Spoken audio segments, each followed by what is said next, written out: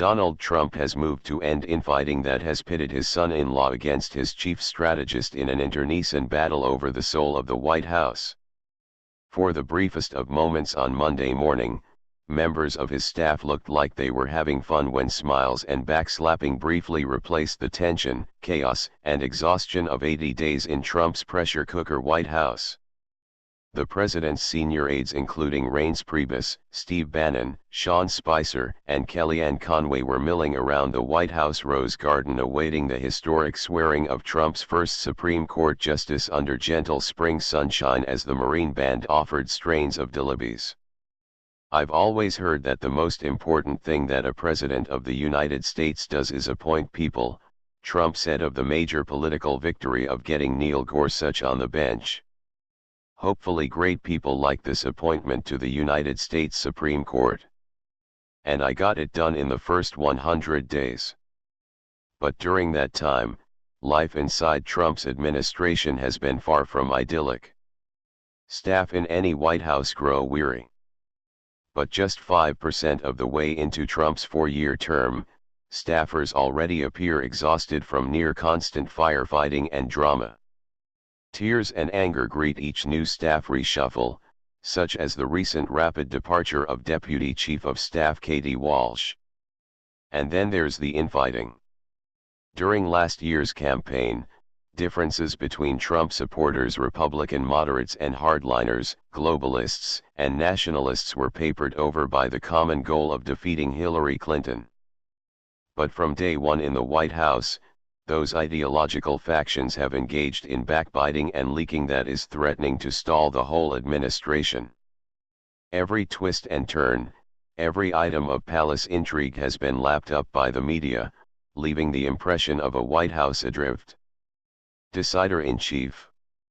Trump recently decided enough was enough, ordering Bannon and his son-in-law Jared Kushner, who have come to represent the two centers of White House power, to patch up their differences, according to officials. In a meeting late last week, the pair tried to reconcile Bannon's nationalist and populist policies with Kushner's more globalist and reportedly moderate outlook. It will be tough going. Both men have garnered enormous influence inside Trump's White House. As the president's chief strategist, Bannon built up power by helping orchestrate Trump's shock electoral victory. Such was the value of his stock that he privately boasted early in the administration about virtually handpicking Trump's cabinet. Satirists painted him as the Grim Reaper, and in largely Democratic areas of Washington, posters call for the impeachment of President Bannon. He even won a place on the National Security Council, which decides issues of war, peace, and foreign policy, although that rare privilege for a political advisor was recently rescinded. Meanwhile, Kushner's familial advantage — he is married to Trump's daughter Ivanka — has been boosted by high-profile portfolios, from reaching Middle East peace to reforming the federal government. Kushner has also been helped by the ascendancy of administration moderates such as ex-Goldman Sachs executives Gary Cohn and Dina Powell. Their emergence has coincided with slow pedaling on some of Trump's more protectionist trade promises, such as withdrawing from NAFTA, imposing far-reaching tariffs, and branding China a currency manipulator. For many Bannon supporters, the Kushnerites are invasive Democrats in a Republican White House, thwarting Trump's promise to aggressively fight for the white working class. Bannon and Kushner's feud has become increasingly public in recent weeks, with Bannon's allies accusing the young real estate heir of leaking stories to make the 63-year-old Bannon look bad.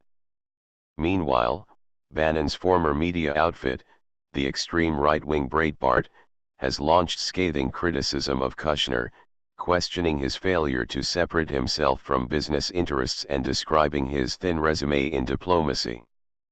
Addressing Trump's view of what he called the two sides' policy differences, White House spokesman Sean Spicer said, "I think that he recognizes that sometimes some of it spills over,